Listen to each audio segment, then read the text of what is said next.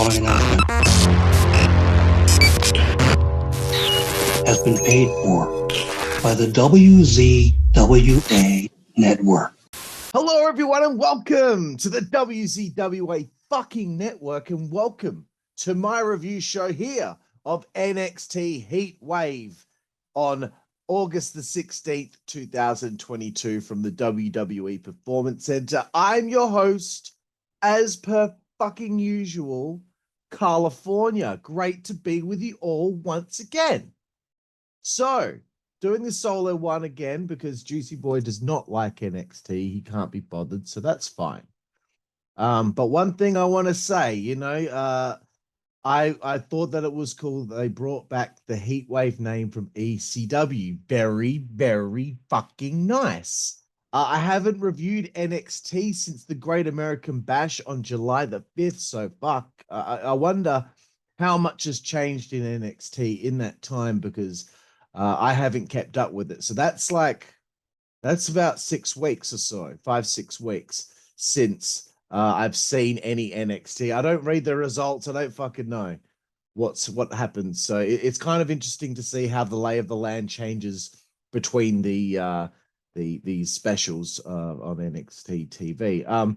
Really dug that Paul Heyman did the voiceover for this opening package of the show. Very nice touch considering the Heatwave, ECW. You get it? Fucking get it?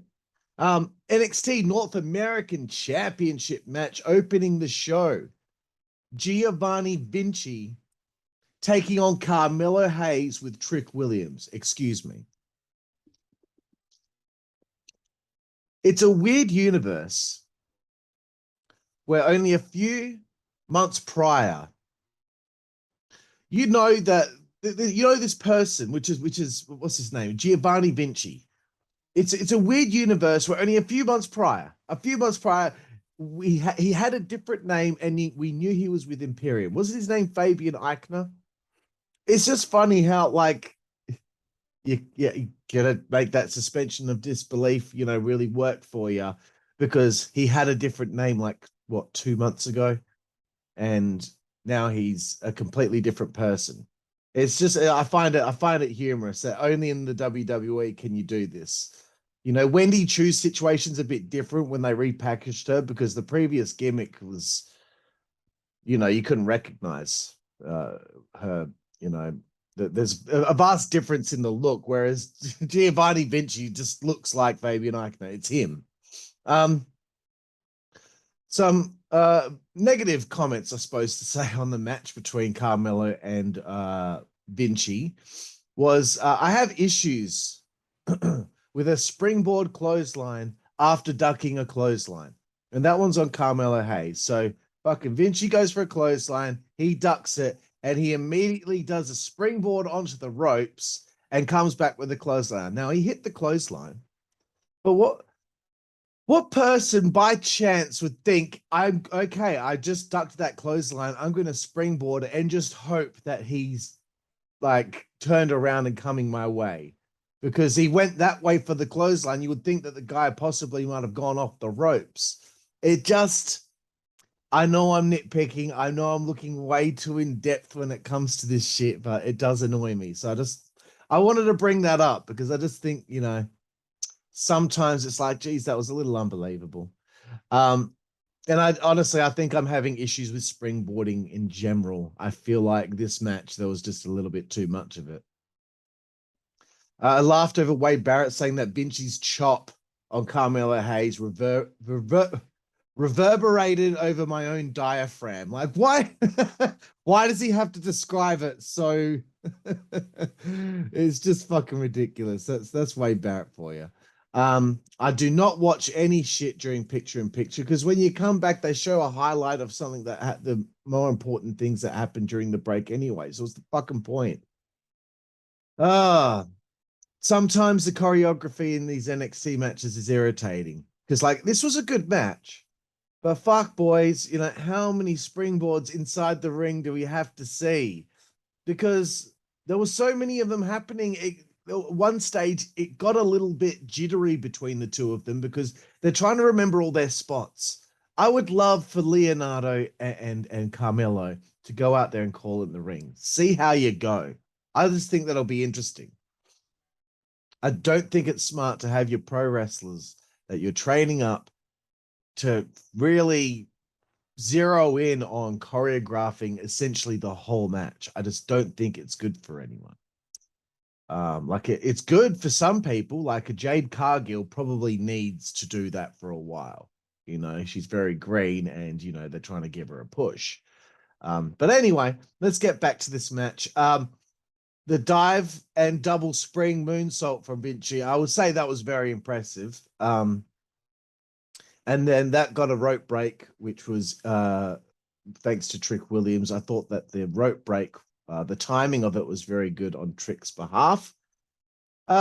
Soon after that, the finish took place. Carmelo Hayes retained the fucking belt after what did he do? He reversed the last ride. I guess Vinci's finishes the last ride. He reversed it into Hurricane Run and got the pin. So Hayes still the North American champion, bro. Wild shit. Toxic Attraction. Fuck yes. Fuck yeah, boys. Toxic Attraction arrived to the fucking building. So exciting, bro. They're so hot. This is what I love, okay? I love this. They get like, okay, they drive their car into the parking lot. You know, you got your parking bays on the right. You got people parked on the left. So they're coming down the driveway.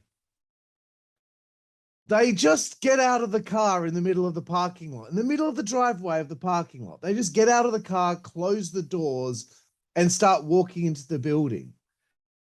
It's just, that's not, people don't do that. There was no valet there to fucking park the car for them. I understand that, like, it probably wouldn't be good for the camera shot if they, you know, parked the car and then got out. I get it. I get the effect of what you're trying to go for there, but no one does that. I was just laughing the whole time. Like, no one just leaves their car in the middle of the fucking driveway like that. Okay. And things get more ridiculous. They run into Bron Breakker, who happens to be there, and he appears to have arrived around the same time, right? And he's looking like the biggest fucking mark for himself, carrying his title on his shoulder. Like, I understand, again, why they do this stuff. You want to have the belt, you know, there represented. But fuck, man, like, no one would do that in real life. You would get so much shit if you were just walking around with your belt on, like, I'm the champ. No one does that. I would doubt even, like, boxers walk around, like, you know, backstage with their belts like that. Only in wrestling do the champions just walk around like a fucking mark. Okay. Moving forward. Oh yeah, and Toxic Attraction, check out Bron Breakker. So very nice. I get it. The Diamond Mine are still together, so there's a segment coming up soon. Then there was a promo for Von Wagner. I think this guy has a lot of potential. I think one day he's going to be something pretty. I think he's going to do well, especially on the main roster. The only thing I took away from this promo video was that Von Wagner has a massive mouth, bro. At the end of the video, had his mouth wide open, you know, and there was an effect on the video. But I was like, fuck, man, that's a massive hole in your head. Diamond Mine, head to the ring. I wonder if Roderick Strong is going to stay now Triple H is back. I had heard that he put in his request for a release, but now Triple H is back. Maybe Roddy's going to stay. Who knows? So these guys are trying to cut a promo. They're trying to tell their story of what's going on with the Diamond Mine. And there were guys, I think it was two guys in the crowd trying to start a what chant. Let me say that again. They were trying to start a what chant in 2022. It's been 20 fucking years. Stop it. Fucking stop. If I was in that crowd and someone I didn't know next to me tried to start a fucking what chant, I would be like, dude, fuck up. Stop. It is so fucking annoying. It's stupid that I get mad about it, but fucking shut up and let them cut their fucking promo. It's not about you, bitch. Jesus. I get so worked up. The crowd sorry, the group is screwed at this stage. The Diamond Mine is screwed. I'm liking though how the story is being told. This is really good, this segment, I felt. You know, there was video footage from the 8-man tag team match that took place 3 weeks prior. So that's really cool. They're updating me on what's going on because the last thing I saw was the Great American Bash show, or I think that was the last fucking special that they put on. But yeah, so like I don't know what's happened since then. So nice to get a little bit of an update and find out what else has been happening, because it's obvious that this group is going to be breaking up soon. So there's the shots of, you know, Tony D'Angelo kind of like signaling to Roderick Strong during the 8-man tag from 3 weeks prior. That was very good stuff. They got some footage from back then. They knew at this point, you know, 3 weeks later that we were going to be needing to refer to that footage. I think that they've mapped this whole angle out pretty good. So I'm kind of impressed with this angle. I like it.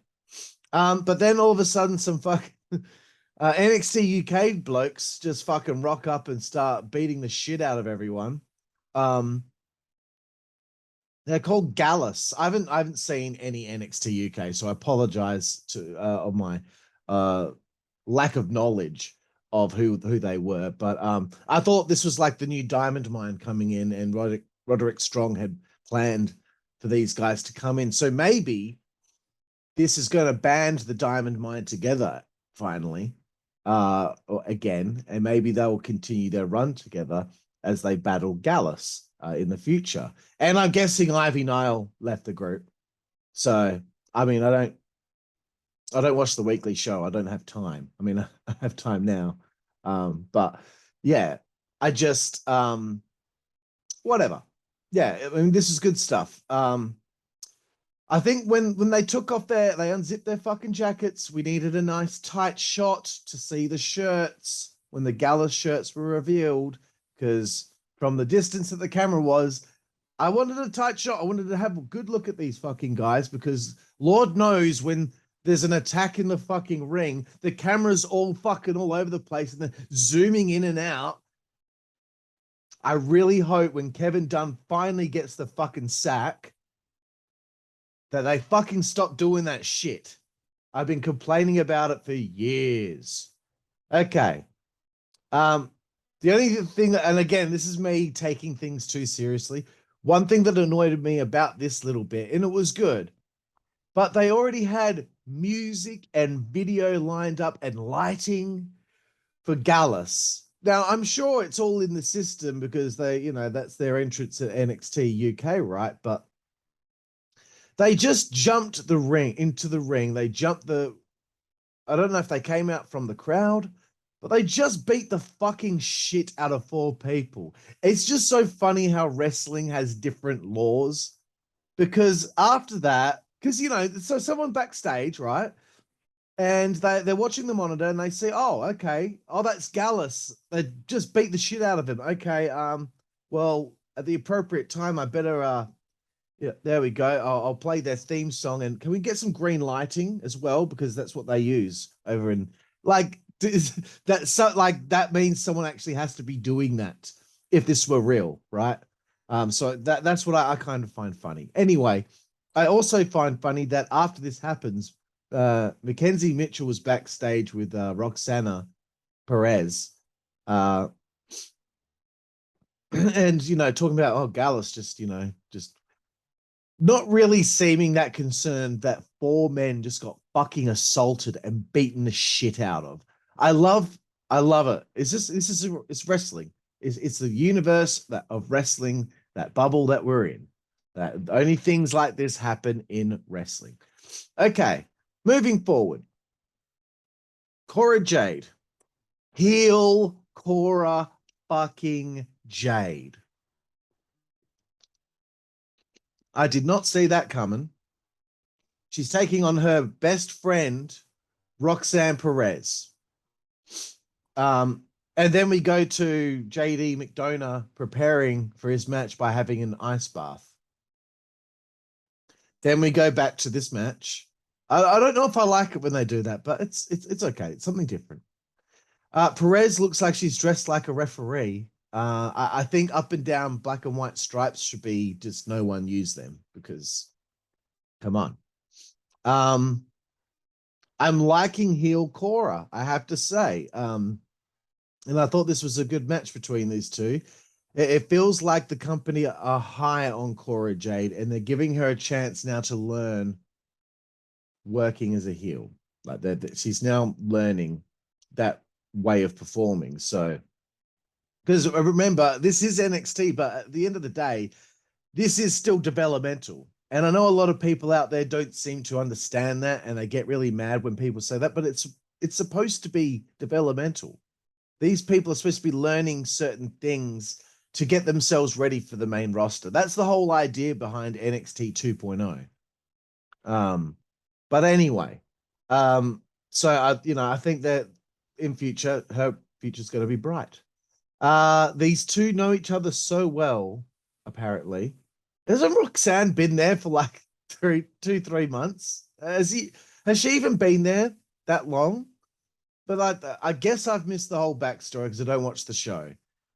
But they're former best friends, and Cora's already turned on her. And Roxanne, I just whatever. Okay, whatever. It's okay. I'm just being an asshole. I like the finish, and I wrote "suck shit, Roxanne." I'm surprised. I can't remember why I wrote that. I think I like when the heels win because I'm a prick. So yeah, it was a good little match. Let's move forward, motherfuckers. Brooks and Jensen, the NXT UK Tag Team Champions. I don't know why that's a thing or how that happened. But Gallus interrupt for the cookie cutter confrontation. Ladies and fucking gentlemen, for the last, I don't know how long, I have been telling you all about how much I hate when, again, I will say it one more time, someone is being interviewed. And 10 seconds into the interview, someone walks into the shot and interrupts. It's so fucking cookie cutter. It's fucking lazy. It's a lazy way of kicking off an angle. Okay? Fuck me dead. It's just, I don't think we're ever going to lose that. I wonder, because I don't watch AEW now. I wonder if they're still doing it. Because I remember one show, it happened like 6 times or something stupid like that. And I was like, can we write something a little bit more fucking with a bit more layers to it? Something a little bit more different than this fucking lazy booking. They do it all the time in NXT. And, it was only once in the show, I think. I mean, it could be wrong. Let's move forward and I'll stop my fucking bitching, pissing, and moaning. Santos Escobar, Legado del Fantasma, taking on Tony. Hey, T. Hey, how you fucking doing, Tony? How you fucking doing? Huh? Huh? Fuck. Tony D'Angelo of the D'Angelo family. Do I really need to explain the story here? I think it's been a very cool little story that they've put on. Right? I love that I just thought this was a great angle, and the package was great, and I kind of forgot my point here, but anyway, let's just continue on. Oh, that's what I was going to say. What the angle is? So Santos had to join, and Legado del Fantasma had to join Tony's fucking family, and it didn't work out. So now they have this match. If Tony wins, Santos fucks off and probably goes to the main roster. And I'll talk a bit about that in a second. But they also, before the match began, they cut to Bron Breakker in his locker room. And of course, he's standing there and he's jumping up and down on the spot and getting himself all ready, just doing he's like his match is in an hour and he's running, jogging on the spot. Like, is he doing that for a whole hour? Fucking hell, man. Fuck up. Yeah, I just love people getting ready backstage where they're just looking past the camera, hopping up and down, when the match is over, an hour away. Unbelievable. And Apollo Crews walks into the shot, bores the fuck out of everyone, and then leaves. I'm sorry. I fucking think he's boring as a babyface, man. This guy needed to stick with that fucking, that gimmick that he was doing before. Unbelievable. Like, I don't know why. I don't know why they fucking do it to him. I feel bad for Apollo. But maybe he prefers. Oh, who gives a shit? So the crowd were hot for Tony. Hey, T, how you fucking doing, Tone? They were hot for this match with him and Santos Escobar. I'd love that trash can lid to the fucking head of Santos. It's nice to see that shit happening again. I wrote it's kind of stupid. This is me again, just being way too nitpicky. This is kind of stupid that it's a street fight and the guys at ringside aren't getting constantly involved, like constantly. And I know when fuck, I can't remember his name now. The other one of his Guidos left the group and got fired or whatever. Um, Two Dimes or whatever. And this guy, he's got this other guy, Stacks. I'm surprised that they didn't replace him with someone else, but whatever. So yeah, Santos did a dive to the outside. That was insane. Like, who gives a shit? Sorry. So was it Stacks or it's Stacks, isn't it? Not Dimes. I've written Dimes. It's Stacks. Anyway, he got smacked with a crowbar in the fucking face. Like right in the face, dude. It was fucked. He should be taken to hospital. Straight up, taken to hospital. A crowbar to the face. You know how much that would hurt if, I mean, obviously that crowbar isn't a real crowbar. There's no way, because the way that that guy swung that fucking thing at his head was sickening. Electra getting laid out. This was starting to build and build and build. I was really enjoying this match, actually. I remember they cut to the crowd during this match, and I'm like, fuck, man. Like, there are people holding their replica championships on their shoulder the whole show. And I just look at that and I'm like, I don't understand. When I go anywhere, if I have to hold on to something, that fucking annoys me. I need to find a place to put this down. I don't want anything in my hands except for an ice cold, frosty fucking pint of beer or a glass of red and maybe a cigarette, But fuck, man, like, who can stand there holding that thing the whole time as you're watching the show? Like, this is like 2.5 hours of your time, right? And that's not even including like you traveling to get there, you walking into the building with your little replica belt. I've never understood. And it's all the power to you. If that's what you want to do it. I'm not judging anyone on that. But I'm just saying, like, if I was handed like I don't know, what's a good example? Like, if what are the pillows on my couch there? If I was handed a pillow, I'd keep holding this fucking pillow while I'm standing there trying to watch a wrestling show. That would annoy me. That's the point I'm trying to make here. Anyway, I'll get back to the match. The finish was awesome because everyone had been laid out in the ring. There was T.A. fucking Daunton and Santos Escobar, and they both look and they see that the crowbar's here and Santos's ring's over here. So it's a race to see who can get to the weapon first. Tony manages to get to the crowbar first, cracks Santos with the crowbar. It's over. Great spot. Favorite match of the show so far. Favorite finish of any of the matches so far. Santos Escobar was upset, but bro, you're getting called up. You're getting called up to the main roster. So congratulations to him for getting called up. He's put in the hard yards in NXT, but it's definitely time for him to spread his wings and see how he flies. Backstage, okay, I'm gonna tear this fucking thing apart. And something got torn apart in this segment as well. I didn't mean to make that comment like I'm trying to be funny. It was a coincidence. But Carter and her the NXT Women's Tag Team Champions, Carter and Chance. I think it used to be Carter and Catanzaro, right? Carter and Chance. What's wrong with Catanzaro?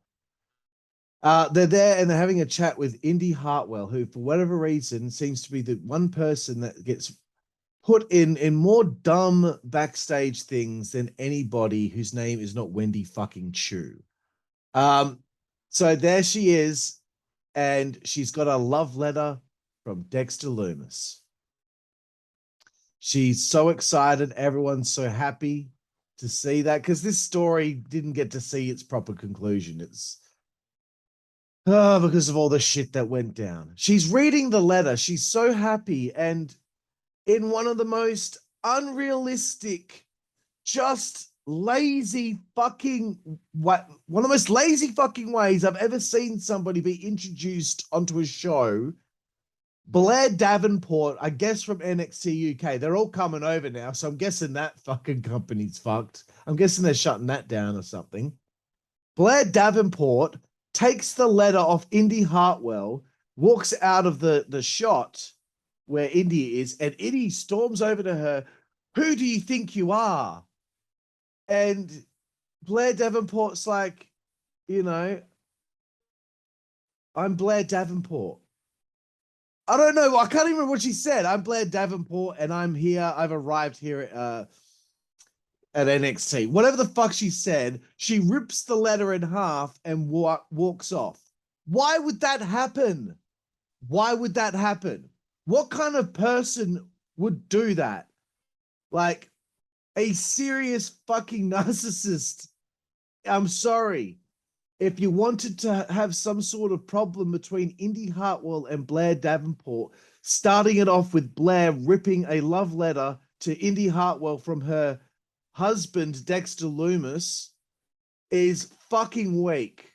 What we'll do is we'll just get her to we'll get Indy a letter that was sent from Dexter Lumis, and what we'll do is we'll get Blair Davenport to walk past, snatch it off her, and rip it. Oh man, that's compelling television. Come on, guys.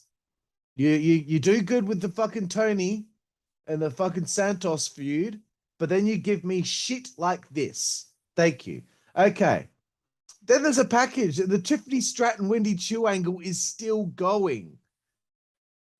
Fuck. I thought Tiffany was done with her after the last special, but I guess we needed 6 weeks more story.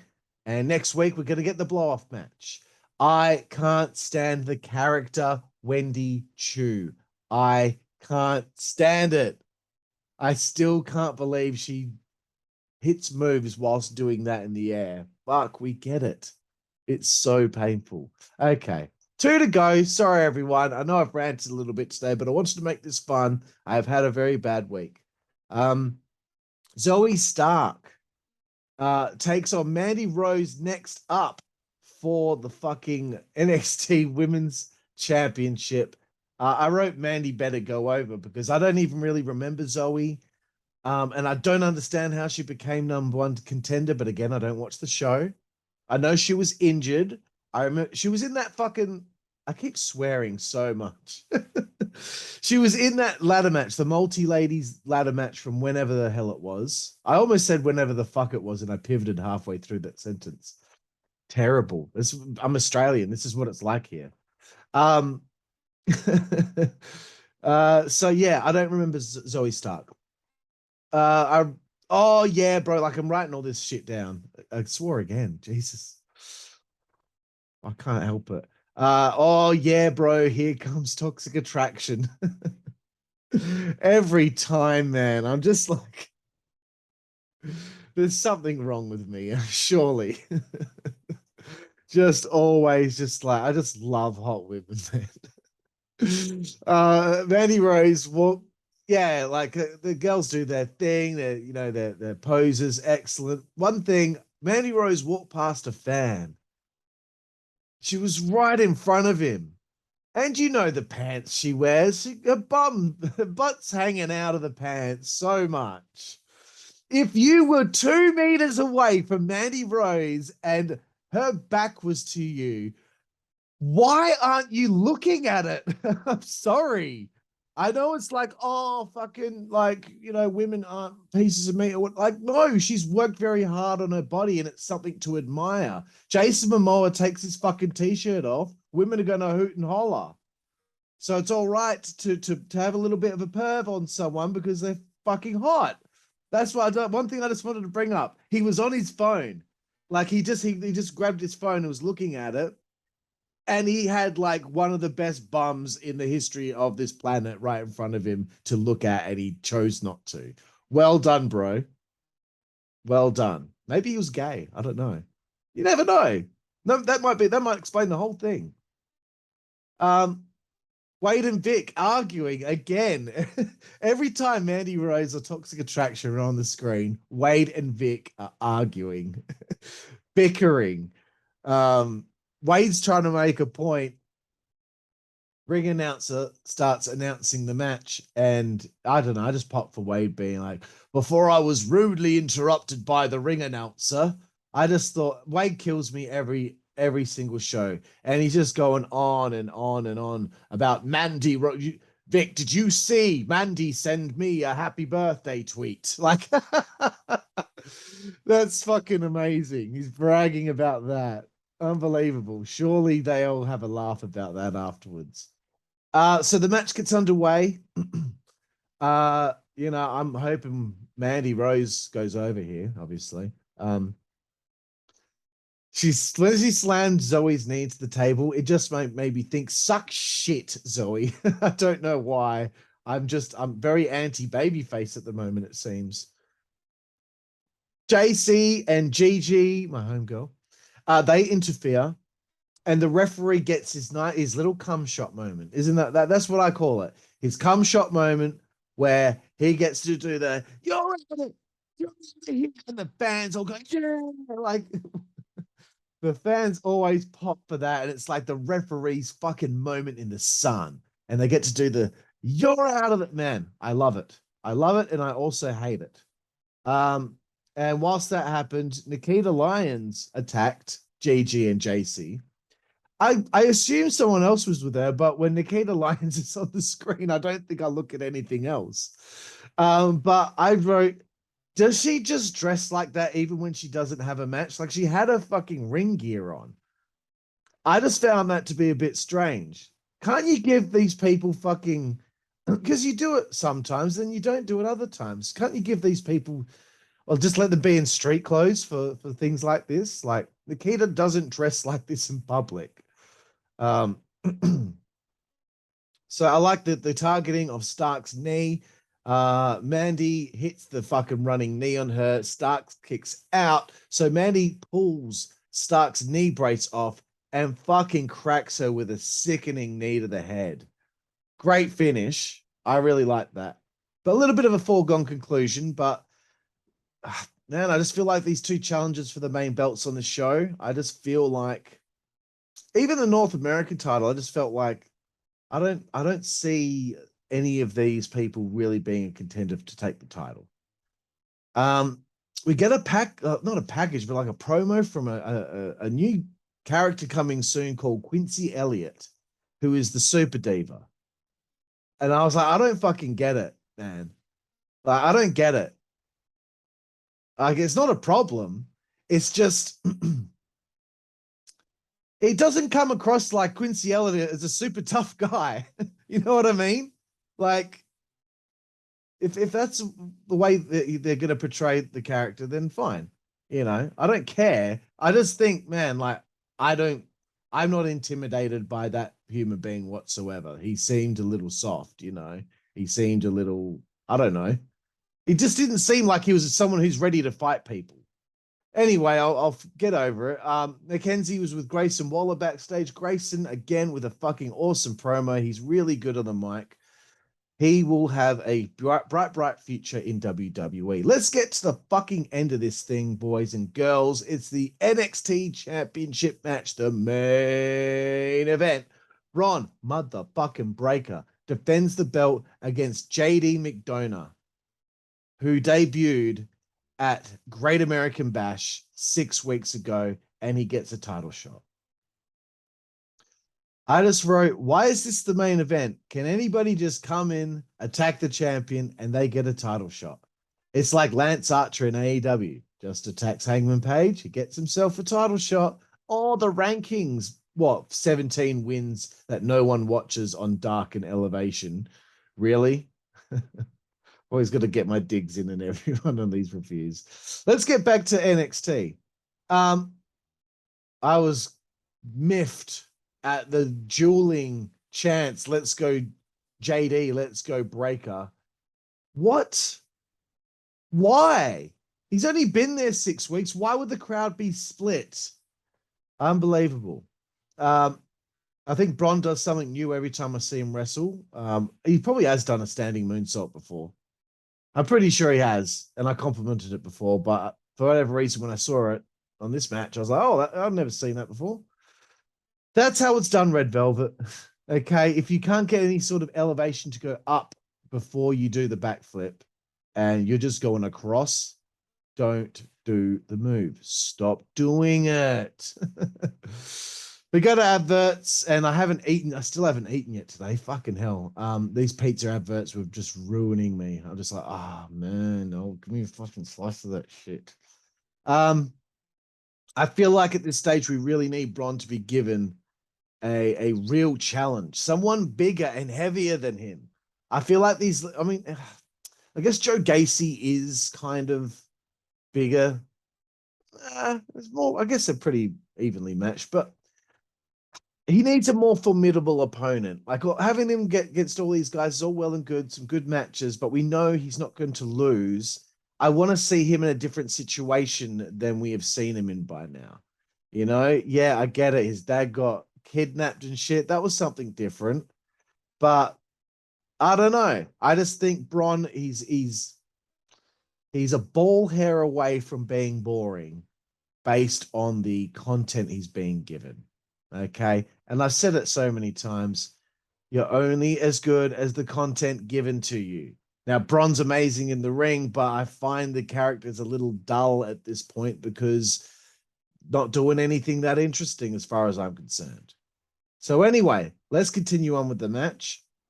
Actually, that's not, because I have another note that doesn't have anything to do with the match. What happened to Odyssey Jones? The big man, the big bastard. He's like a big fucking rhino. Where is Odyssey Jones? He must be injured. I'm pretty sure he's injured. But I thought that guy had a lot of potential. I'd love him to come back as a monster fucking heel, man. Just laying people the fuck out, bitch. So much swearing again. Okay, so back to the match. JD seems like a decent little. That sounds so like. That sounds so condescending. He sounds like he's a decent little worker, I suppose. No, he's a decent worker. And yeah, this was a good back and forth. The Spanish Fly, then into a brainbuster on Bron Breakker. That was quite impressive, but at the same time, I don't really care about the Spanish Fly anymore. It's been ruined. Too many people do it. It's like the Destroyer. It's been ruined. Fuck. And then, Bron keeps hitting these fucking spear tackles, and I'm like, fuck, man, when he gets to the main roster, they're just going to be like, you just use the spear. Don't worry about the press slam. Don't worry about that. Just use the spear. Now we're going to be stuck with another fucking person that does the spear for a finisher. Anyway, JD's mouth was full of blood. That was a really cool visual. Breakker wins with another few spears or whatever in the Gorilla Press Power Slam, and he wins. Foregone conclusion, but it was a good match. Then all of a sudden, Tyler Bate, who I've never seen before, I've only heard the name, from NXT UK, their champion, all right, and I'll get to that in a second, he comes out, and he has a stare down with Bron fucking Breakker, and they both hold the belts up because that's the level of creativity we're working with here. But it wasn't offensive. It was fine. So I felt the ending was interesting. Now I don't watch NXT UK, but they've had to strip the belt off the champion, Ilya Dragunov, or I think that's his name. That's so bad. I can't remember, but he's been stripped of the belt. I guess he's injured, and they're doing a tournament to crown a new champion. And the episodes haven't aired yet. And Tyler Bate, obviously, It's been spoiled already. You saw the thumbnail of this video, so I'm sorry if you wanted to avoid it, but Tyler Bate clearly wins this tournament, becomes the NXT UK champion, hasn't aired yet. That's really fucking with NXT UK there, man. That's really fucking with them. But yeah, I just thought that was funny. And I only found out about that because the boss of the network, Luke Monet, told me that it might be something interesting to bring up. So yeah. What's going on with NXT UK? Is it done? I got to do some fucking, again with the swearing, I got to do some research and figure out what's going on because, you know, I'd seen a little bit of results here and there because I think a few weeks ago I was intrigued just to have a look and see what's going on with them. And so I did a little bit of research and, you know, I saw that Brooks and Jensen were the NXT UK tag champs. And, you know, because I noticed more NXT UK people were coming over. And I think Andre Chase went over to NXT UK. So I don't know. I'm ending this by talking about this because I just thought it was interesting. You know, so I'm noticing these things and I'm like, nah, this thing isn't like when they started putting heavyweights on 205 Live, like you knew that was getting fucked on. So yeah, I see the writing on the wall for NXT UK, which I think is a shame. Because I thought that they were going to do an NXT Germany as well and maybe NXT Mexico, but who knows? Who knows what's going to happen now? Triple H is in charge of the ship. So, ladies and gentlemen, that was NXT Heatwave 2022, my review show of it. And to give it a rating out of 10, I'm going to give it a 7 out of 10. It wasn't middle of the road. It was okay. It was entertaining. I laughed at some of the dumb shit, but it wasn't spectacular. I mean, yeah, it wasn't spectacular, but it was still pretty cool. So there we go, 7.5 out of 10. Or did I say 7? Who gives a shit? Fuck, man, I need to have a nap. But thank all of you out there for joining me for the review show here of NXT Heatwave 2022. I'm Karlifornia, and I'll see you down the fucking road. I swore again. Network, that's the way we play. Good God Almighty. Network, that's the way we play. Get puppies. Network, that's the way we play. Get. The following announcement has been paid for by the WZWA Network.